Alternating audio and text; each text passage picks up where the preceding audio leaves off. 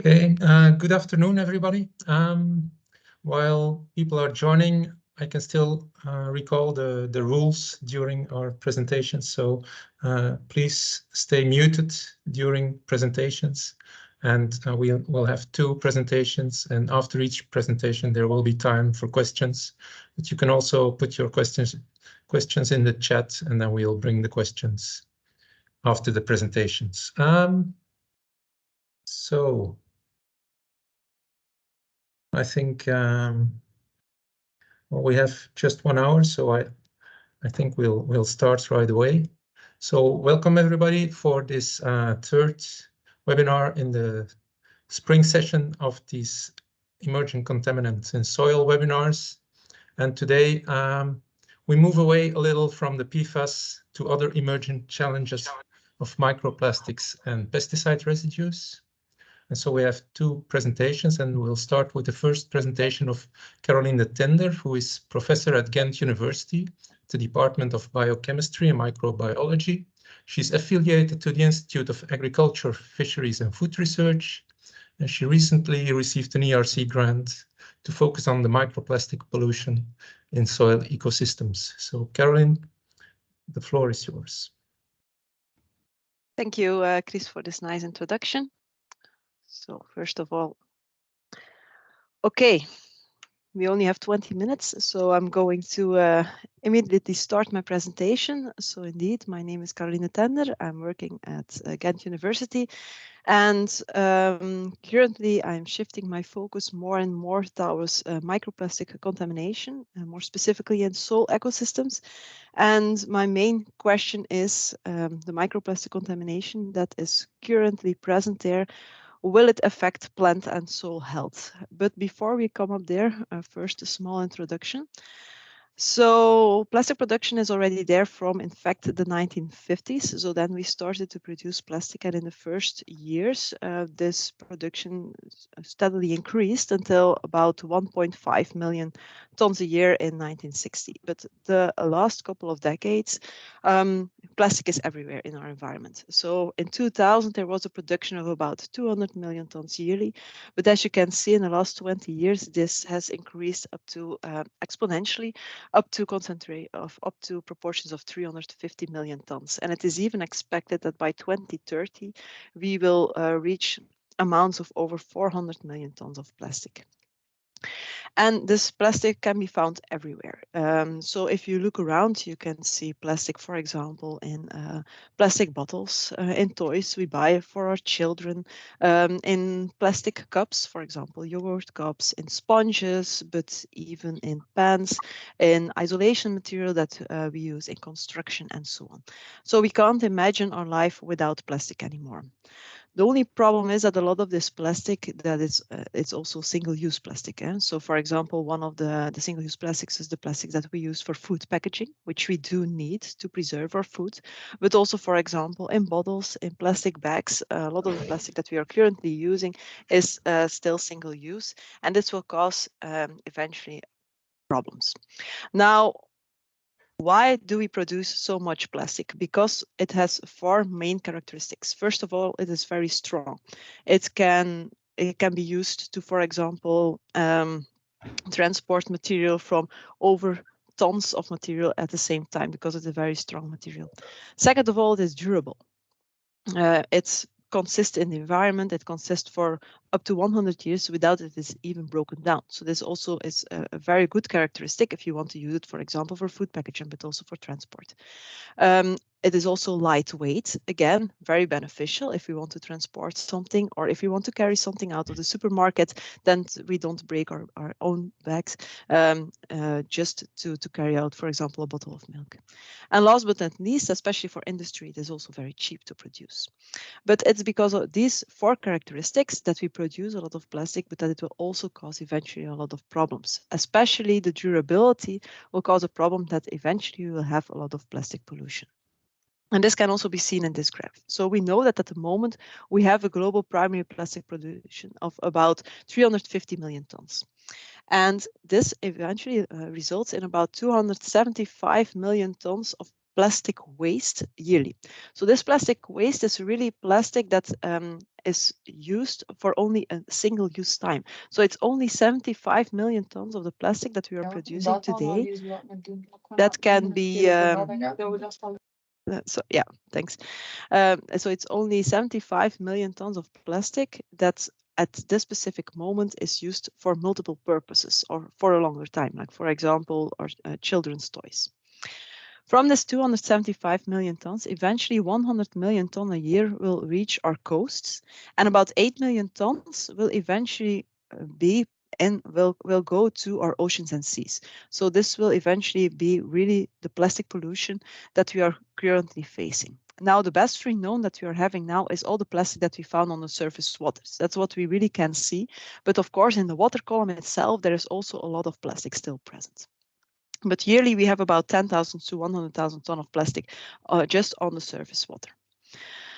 So here in the black line, you can indeed see that we have a big increase of plastic production.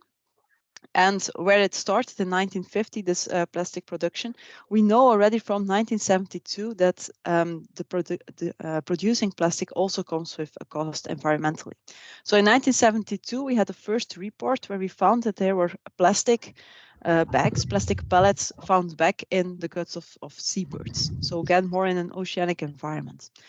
And 6 years later, we even found our first paper was described that found back microplastics. Now, microplastics it's in fact also plastic, but it's a specific name for all the plastic that are really small, smaller than 5 millimeters. Most of the microplastics are not seeable by the eye.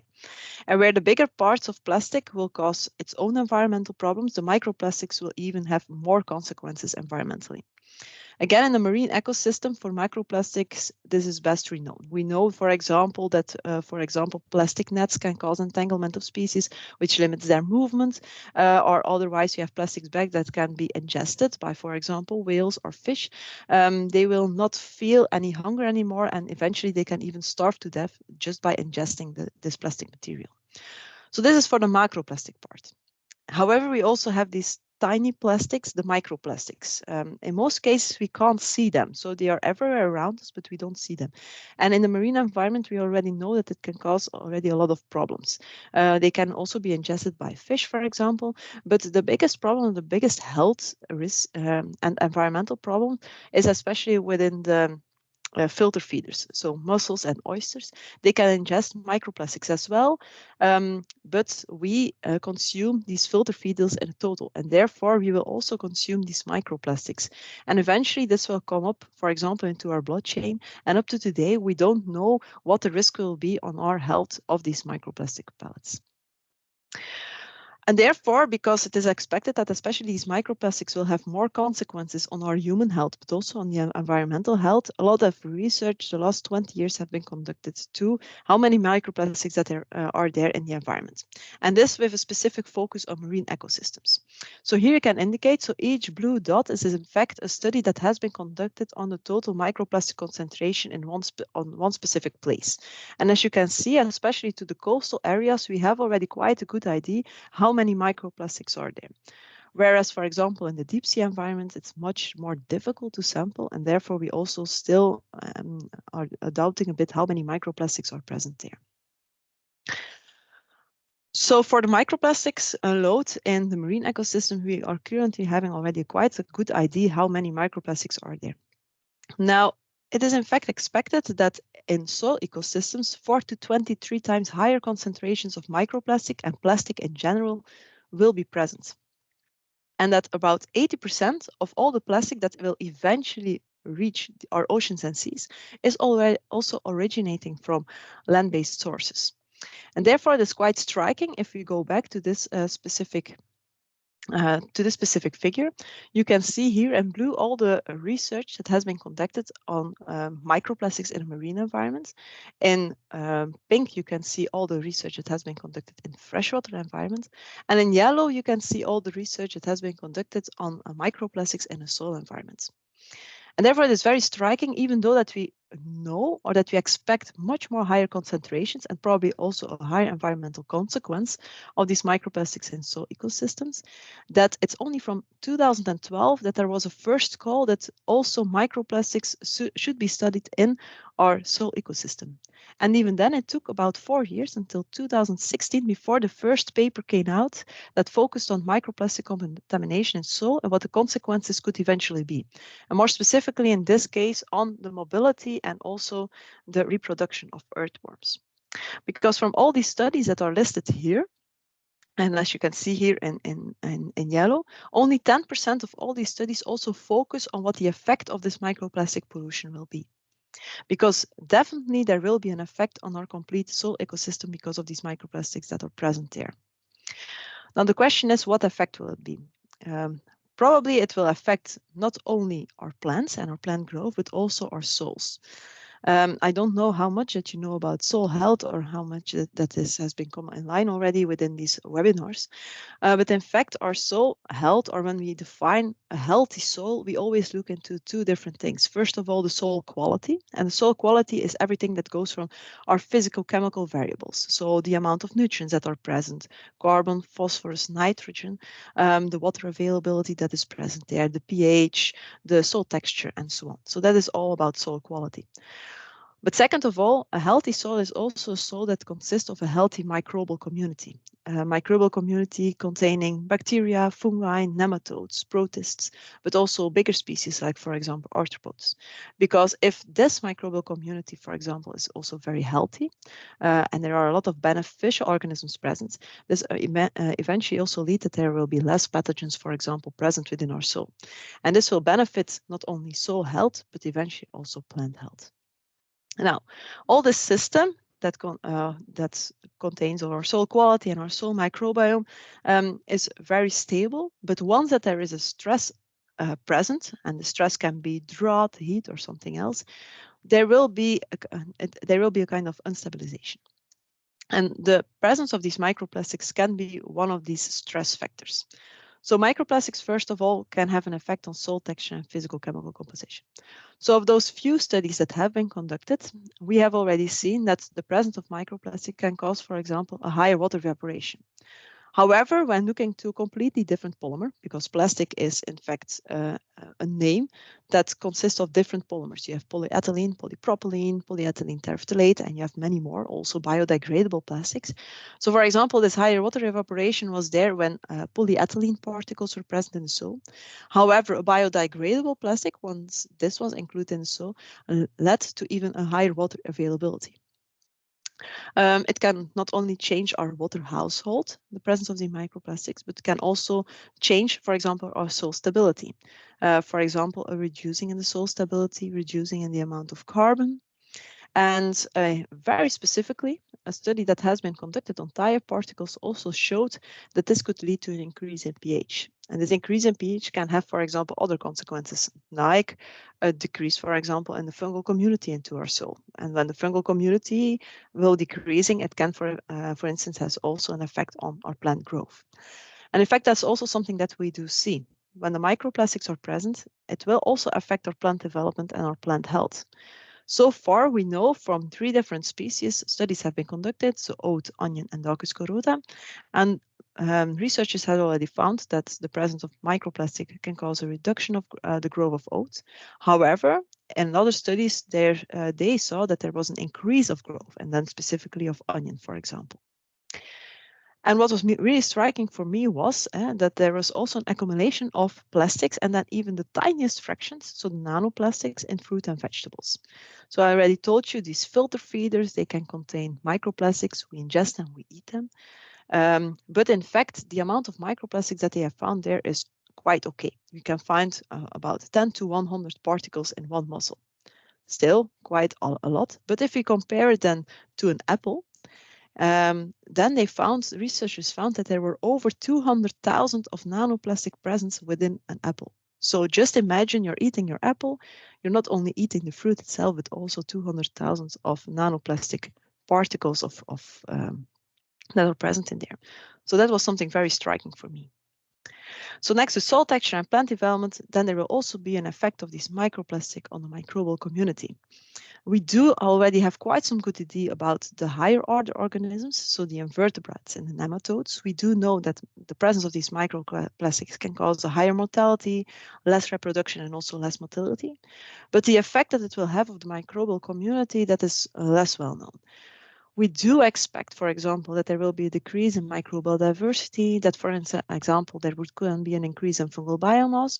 And also something that is expected, and that can maybe be beneficial, is that in certain soil types, also there will be a higher amount of plastic degraders present.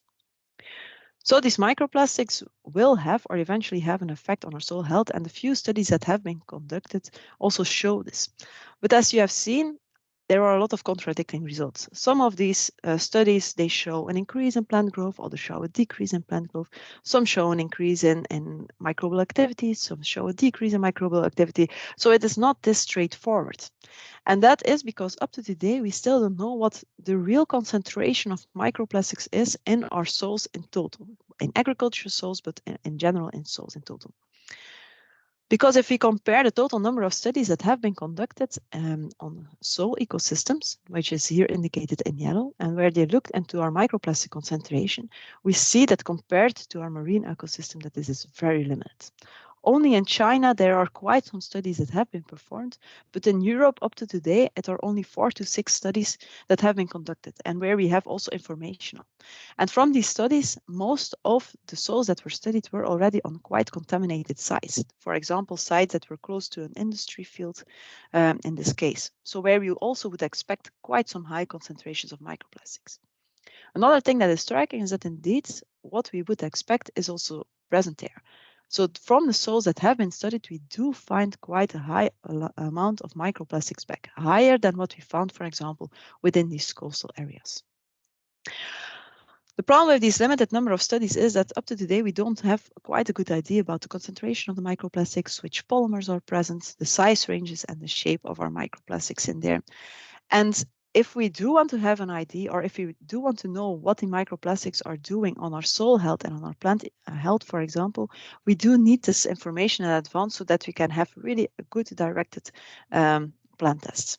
And that's what we are going to do now in the project MICOS that recently started. We really want to know what the effect is on plant and soil health, but by first looking into what this microplastic load is. So first of all, what we are going to do is we are going to do a large-scale measurement in the Benelux, where we are going to sample between 240 and 1,000 soils, and we are going to screen from these soils the total amount of microplastics. But before we can do that, we need to optimize a method to measure these microplastics in soil ecosystems, because that's the biggest drawback. Why don't we have a lot of information already on this microplastic pollution?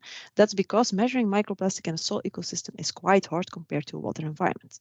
You can imagine a water environment is a water column where no other particles are present. So there it's much easier to find these microplastic particles, while a soil environment consists of particles itself, also of a lot of organic material. And therefore it is quite hard to find these microplastics back into our soil ecosystem. And that's why we are going to start from a current method that has been developed at ILVO and Ghent University, where we use microscopy to measure microplastics.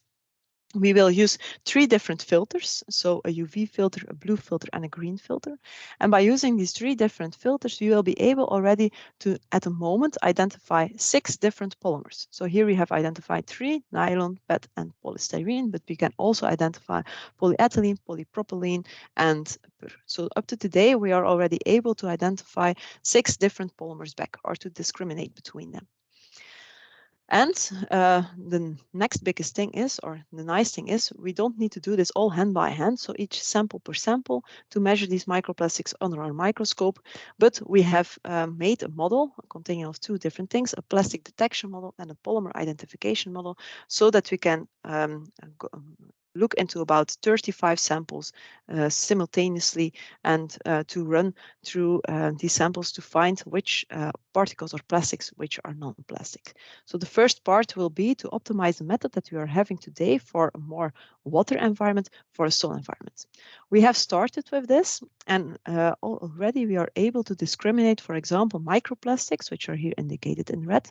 So the upper part here is the part where we look into a water column, and the B part is where we look into a soil community. And what is indicated here in red are real microplastics that we can find back.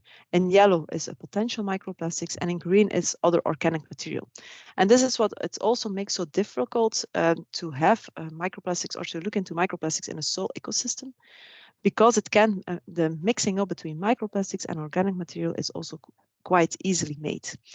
So that is also something that you need to have a look at. Now we can already detect microplastics up to about 100 micrometers, but we want to go smaller, even up to 1 micrometer within this project. And once that we have this method, then we will be able to sample about, and to start, 240 soils. This will be done by collaboration with ILVO, with RISIF and NEO from the Netherlands. And in the first instance, we are going to calculate some background information, the field history, urban impact soil composition, and we are going to measure the total microplastic load, but also the total amount of bigger plastic, macroplastics. And we are going to correlate this with the soil microbial community and the water retention and hydraulic conductivity, because eventually we want to know if there are certain, for example, microbial species that are already linked with this microplastic concentration. And by doing so, we will be, for the first time, we will have really good information what the real microplastic load, or the real concentration, size, and polymer distribution is in agricultural soils. Now, we have done already some preliminary experiments, not on soil ecosystem, but on groundwater, on 2 different soils, both located in Bottelaren. And there we can already see that it is expected that we will find high amounts. So, for example, here we could find from polyethylene already 129 micrograms per liter, while in the other soil it was only 7.9 microgram. So it can also be really depending from soil to soil, or from location. So that was also something that we need to take into mind. And also, we already know now that also our groundwater will contain quite a high amount of microplastics. Once that we have the information about this microplastic load, we will use this to also calculate the risks. So the risks that are on the plants. We will use this concentration to set up real greenhouse experiments and see what the current concentration do on plant growth, on the microbial community, and also on plant health. And then to end my talk, a third part that we also want to do is we don't only want to measure and see what the effects are, but we also want to reduce the risk. And reducing the risk can be by looking into the microbial hotspots, because the plastics itself can also be a new environment, an environment that consists of microorganisms itself. We know that already from 2013, when I started my PhD, there I looked into plastic particles in the North Sea environment, and we know that bacteria and fungi can reside on these plastic. And this is also called the plastisphere, microbial community residing on the plastic. So what can we learn? We did in the North Sea, we did a big experiment where we put plastics ourselves into the sea for about 1 year, and we looked into the bacterial and the fungal colonization on the plastic. And as you can see, the colonization is going quite fast, and after 1 year, we can see back not only sediment particles and algae that are flowing on our plastic particles, but also bacteria and fungi that are really residing on our plastic and that are present there. And from these particles, we can see that, and this is in fact the microbial community. So each bar is another specific microbial group that is illustrated, each color, and this is the trend in time. So we see that over a year that the microbial community is shifting into time. So there is really a temporal change. And what was also really nice was that we could already detect one specific microorganism, a bacteria, a mycobacterium, that was present there in a very high amounts. And this mycobacterium was proven to be able to degrade pigments, because the plastic that we used was also colored, and the pigment that was used was the one that the specific bacteria could degrade. So that was really nice for us to show. But when we looked into the fungal community, what we saw was that there was, first of all, a lot of organisms that we did not know, because we know much less about the fungal community in marine ecosystems. In soil ecosystems, this is better known. But we could also find back 3 different organisms that were already described to be able to degrade polyethylene. And the plastic that we used there was indeed polyethylene. So we know that, especially in the sea region already, microbial biodegraders can be present. And we expect in the soil ecosystem that this will be present as well. So to end my talk, this project has just started off, and by the end, we want to reach that we have a fast, cost-effective, and standardized method for microplastic detection, so that we do have a good idea about the distribution of microplastics in the agricultural soils in the Benelux, and this in relation to the composition and microbial diversity. And in fact, this will result into new insights on how the current microplastic concentration will affect soil and plant health, because I already told you we do have some information yet, but we use so many different concentrations and polymer types that we don't really know what the effect that we are seeing. Is this really something that we can expect? Is the concentration that has been used in these experiments really the concentration that can be found back? And in the end, we also want to identify and isolate plastic degrading microorganisms and identify also their functions. And with this, I want to thank you all for your attention. And if you would be having any more questions, yeah, we will keep that for the question report. Okay, thank you. Thank you very much, Caroline, for a very nice presentation. I see there's already one question in the chat from Lars van Passel, who asks how we can distinguish between the polyethylene in the groundwater and the polyethylene particles coming from the monitoring well, he writes, so from the infrastructure, I guess. Yes, indeed. So we will. Yeah, that's a very good question. We are always going to take controls with us. So when we are going to a sampling site, first of all, we look, for example, that all the material that we are using does not contain any plastic. So we use glass jars with iron cups, for example. Our clothes should not contain any of plastic, so no nylon, for example, that is present. And all the material that we do use, for example, to take the groundwater, we know that we work with a tubing that consists of plastic. We use a part of this tube to rinse sterile water in it that does not contain plastic. We tested that in advance, and we do the same sampling strategy as what we would do for the groundwater sampling with these parts. And then after a while, we will measure the total amount of microplastics that we find back in there, because from this tubing, microplastics will come loose, and we can look into the material itself, the shape, and the type of plastic, and then correct for this later onwards within our real samples. I hope this answers your question. I think so. No, good answer. Well, there's no more questions in the chat. Is there perhaps someone in the audience who wants to address a question? Yes, I have my hand up. You raised your hand. Yes, no, I would like to tell you that we do the same what you're doing in an European scale. If you would like to get some contacts, the project is called Minagris. Yes, and there we are as well, and so it would be very good to just join forces. Nicolas Berriot is the responsible in our group. Okay, so it would be very good to join forces here to see what they are doing, what you are doing. Maybe we can learn from each other. Too. Yeah, that would be perfect. Good. Okay, thank you, Violet. Okay. Okay. In your conclusion, Caroline, you said that it is a very cost-effective method you developed. Is that comparable to other soil sampling costs, or is it still something which is quite out of the normal scope? For one sample, we want for one sample that we want to do, we want to have that the cost will be around 5 to 10 euros to look into the microplastic. If you compare this with FTER that is used mostly at the moment, yeah, then it's really cost effective, because FTER is much more. I think it's 10 times as expensive. So.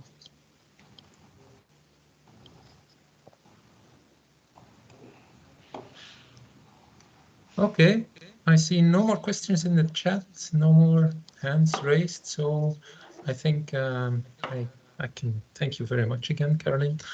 We'll go to the next presentation, and there's Violet Guyson. She's professor in soil degradation and land management at the Soil Physics and Land Management Group in Wageningen University.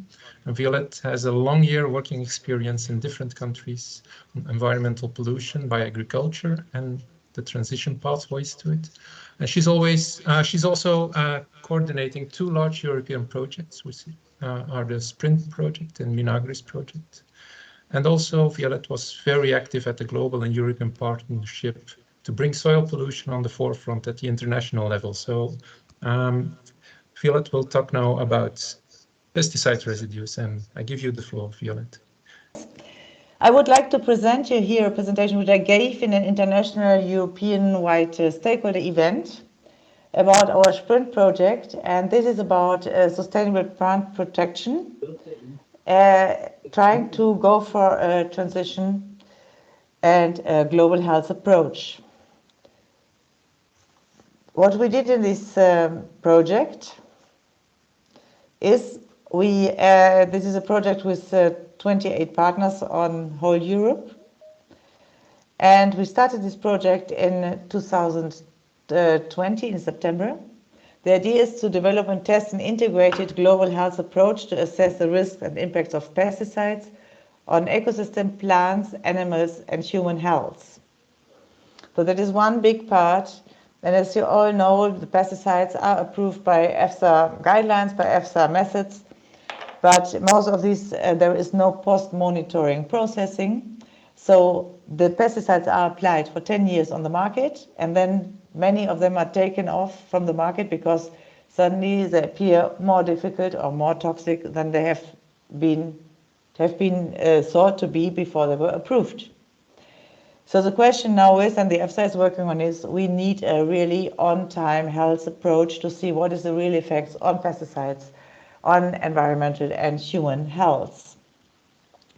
So, and as well, we are all talking about the farm to fork strategy. So the question is now, how can we reduce pesticide use and risk by 50%? In the Sprint project, I will now focus only on work package 2 results. We were sampling because there is no post-monitoring sampling in a European scale nor national scales. So where do all these pesticides remain? Are they already disappearing after 2 weeks after application, or do they remain in the environment? And what is the exposure for terrestrial aquatic organisms and for humans?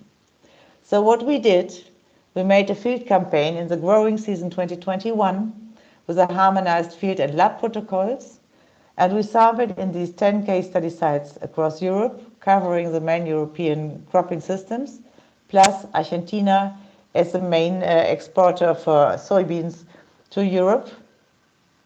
We sampled in soil, sediment, water, air, indoor dust, in human feces, in human urines, in human blood, in beds, in earthworms, in fish. So we try to take into consideration all environmental and human samples, and as well we sampled animals. So here you can see that we did a huge sampling campaign. Nearly 700 people participated, and for the environmental samples we had 200, around 200 in total per matrix. So we were sampling in organic and conventional farming systems in each of the case study sites. For the soils, for example, we took 10 organic and 10 conventional fields per case study site into consideration. What we now found out. First of all, we wanted to know which pesticide residues should we test. Actually, there are about 500 on the European market, but there are as well the old ones, the banned ones, which apparently could still be in the environment. So, but we could not analyze all 2000s or whatever which could be possible to analyze.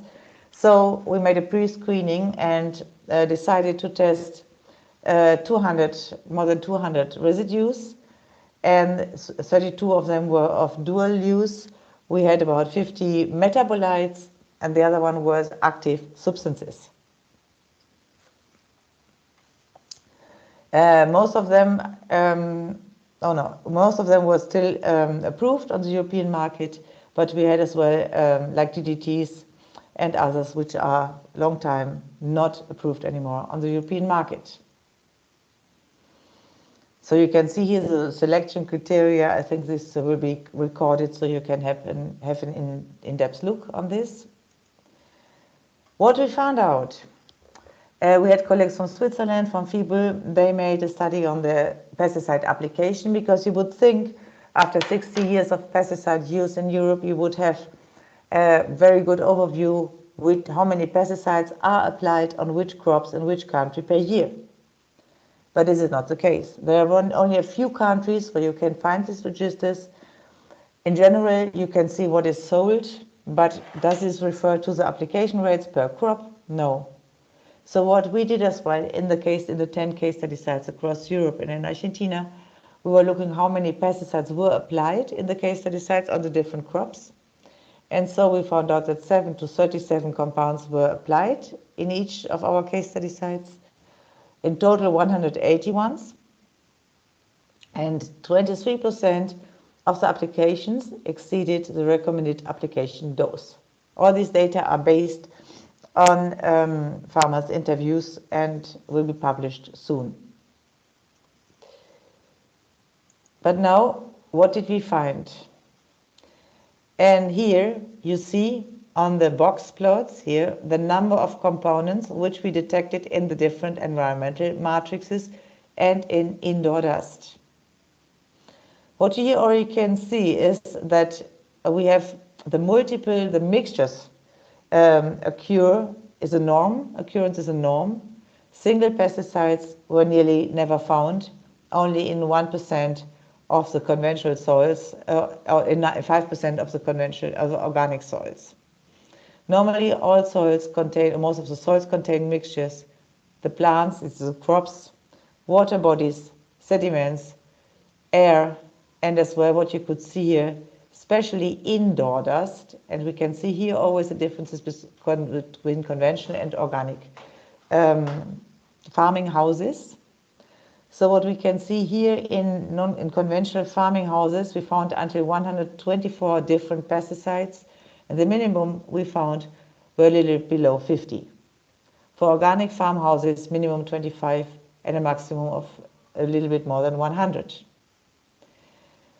The numbers you see here are related to the concentrations, the medium concentrations, what we found here in mg per kilogram, and for water in mg per liter.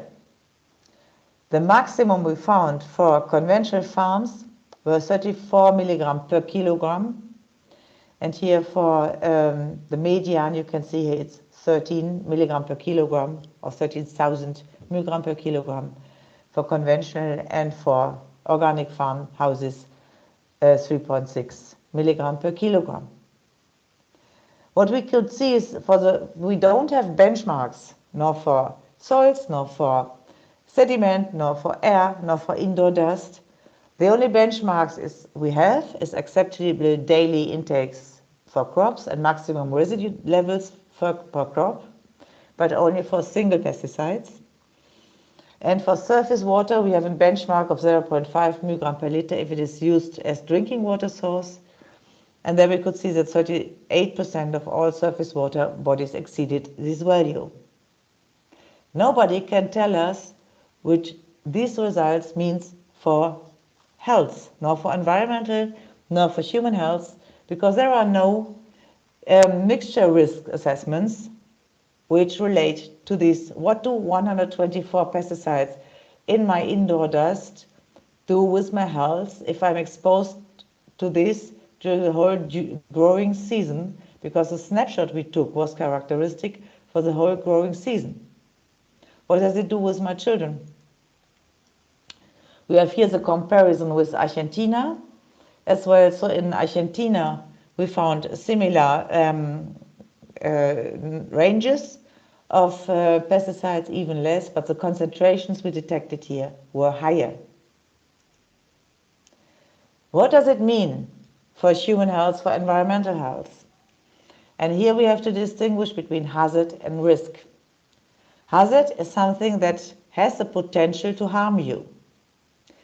And we have compiled all hazardous data which were available by EFSA and PBDB database on pesticide hazard characteristics. That means the potential toxicity.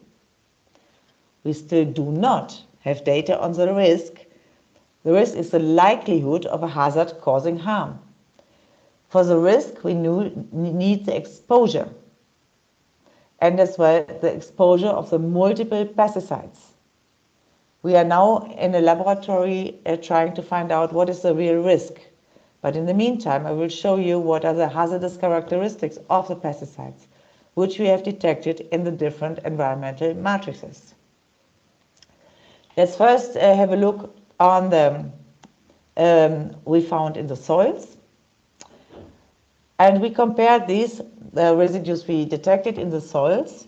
The individual ones looked for the hazardous characteristics, in this case for earthworms. And what we distinguished between approved pesticides and non-approved, that means banned pesticides. What we could see is we had high or moderate hazard on the majority of all the pesticides we detected.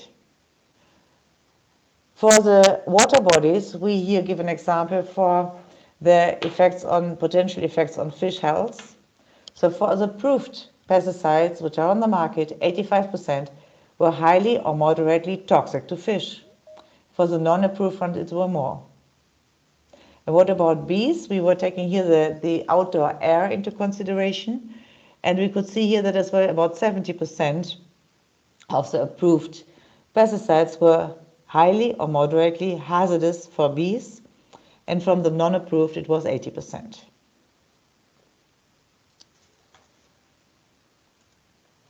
And then we presented our results to the farmers in 2 case studies already. The other case studies will already be informed. But the question of the farmers were, okay, what are the characteristics of the pesticides which we found in our house dust? And here we made an overview from the approved ones and non-approved ones. Cancerogene are about 35% of the approved ones. Possible cancerogene or yes cancerogene. Mutagene are about 80%, yes or possible. Neurotoxicant, it's about 16% from the approved ones. Have a negative effect on reproduction development. It's about 60% of the approved ones. And endocrine disruptors, there's a lot where are no data, because they only started to make it an obligation to test these some years ago.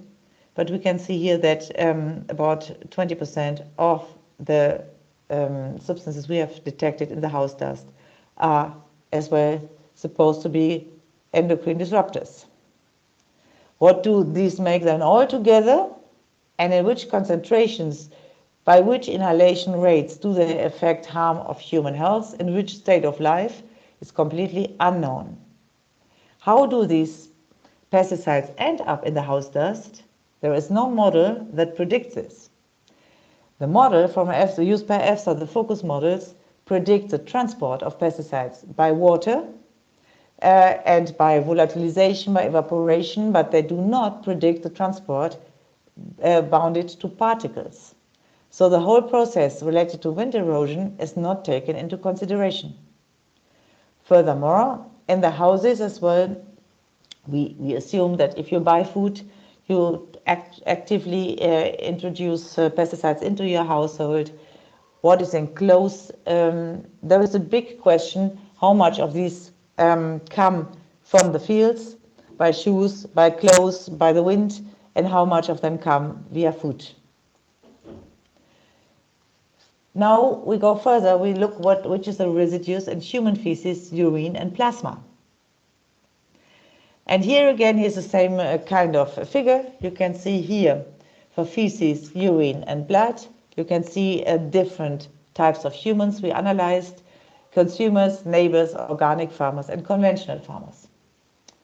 What you can see is that the number of pesticides we detected in blood, shown by the box plots, are similar between all the different groups. The conventional farmer had a little bit more in urine, but the distribution was very high because it is related to the distribution in whole Europe. The maximum, but as well what we see here, the maximum we found in feces is 20 different residues, and for urine as well. And in blood, it's a little bit lower, it's about 10. The question is as well whether we can extract everything from blood, because some pesticides are strongly bound to proteins, and we could not detect them in blood. The concentrations you find here are shown here. It's about between 24 and 27 in milligram per kilogram in feces, about 5 to 6 in urine milligram per liter, and in blood 0.3, 0.2 milligram per liter as well. What does it mean? What does it make to people having all these mixtures in blood? Which health effects is related with this? We do not know. So we again looked at the concentrations in Argentina and compared these ones with the European ones, and in Argentina the concentrations were higher. But then what we as well found very interesting, we were looking here at the in total 90 residues found in human feces.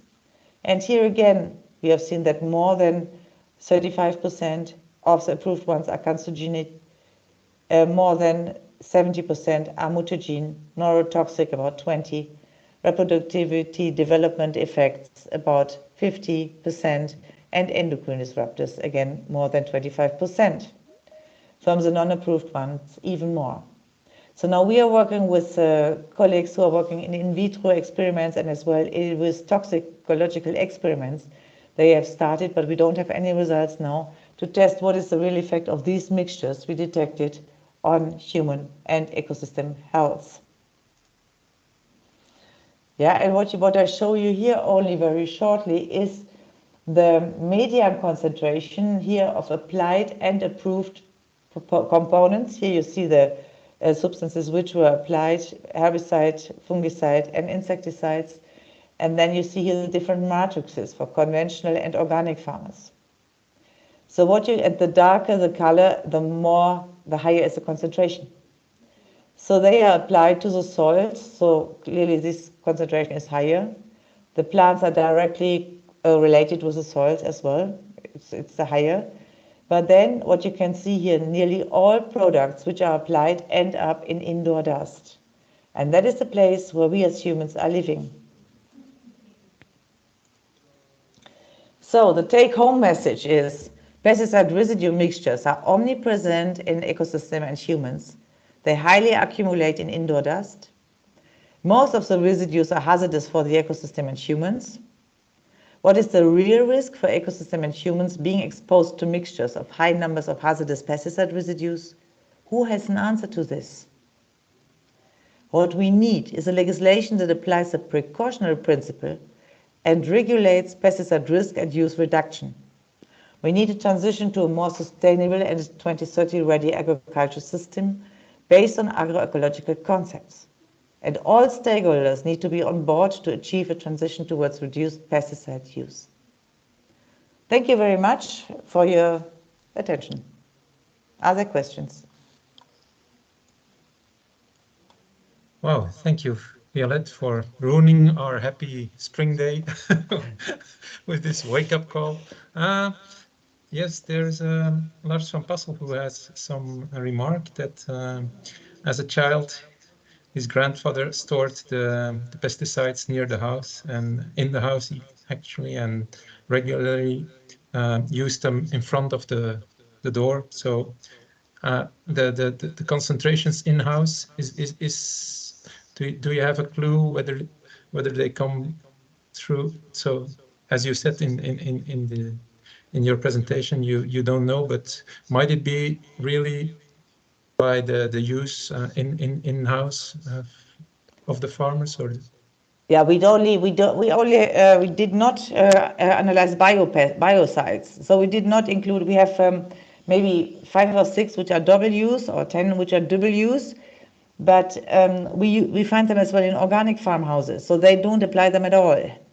And I think the times are over where I remember this as well, working on farms where they had these quick bottles there to treat the seeds and so on. I think these times are over. The farmers are more aware what they are doing. And it is as well in the organic farmhouses. But we measured a lot of them as well in outdoor air on organic fields. So there is a strong transport. You can see it in the windows, and the windows in these times they start to get dirty. And the dirt, what you have on your windows, is often coming from the bare soils from the agricultural fields, which are now sprayed with glyphosate. Then they are so-called clean, and the wind transports all the fine dust to our windows. And what we know is that they strongly accumulate the factor between the concentration of pesticides in dust or in fine particles is about 4 to 5 times higher than in soil, because they're exactly transported with the finest particles. We do not know if you buy apples, if you buy broccoli or whatever, strawberries, you transport as well actively pesticides into your house. I don't know whether they end up in dust or not. Yeah, that we do not know. Or yeah, because we just went with a vacuum cleaner into these houses and took the dust from the floor. What is the effect of your children as a baby being on the ground playing there? Nobody knows. And what we would like to take the attention to is, if we do not know these effects, how is it possible that these products can be used knowing the hazardous effects? And we did not now here show the let's say the combination of five different hazardous components, being cancerogenius, mutagenous, retroproductivity, development, and so on. There are products which have them all. So what does it mean? The precautionary principle normally should be applied, and it's due to European law. So for us it is very astonishing. We try to find out in the next 2.5 years the real risk, and then we will communicate this as well to policymakers, hopefully that they come to conclusions to get into action, because it is as well so that these products are sold to the farmers, but this information is not given to the farmer. He can look for everything in internet if he wants to, but this is as well, yeah, not very healthy maybe for the farmers who apply it. Yeah, definitely. Yeah. I see Carolyn has a question. Carolyn?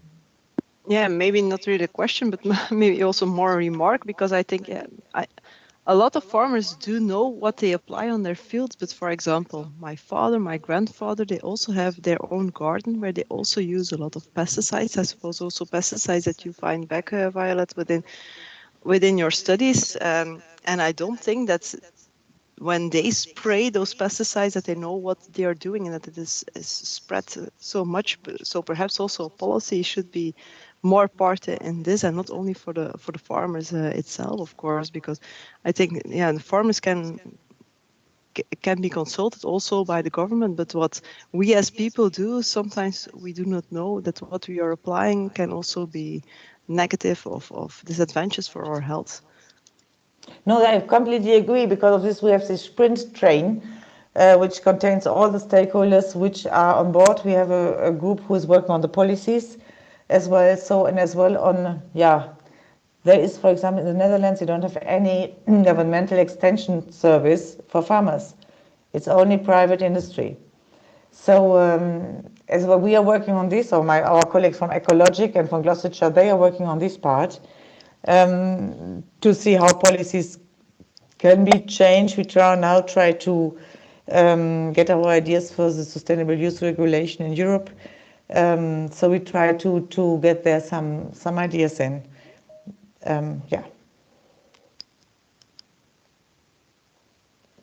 Yeah, clearly. Any other questions from the audience?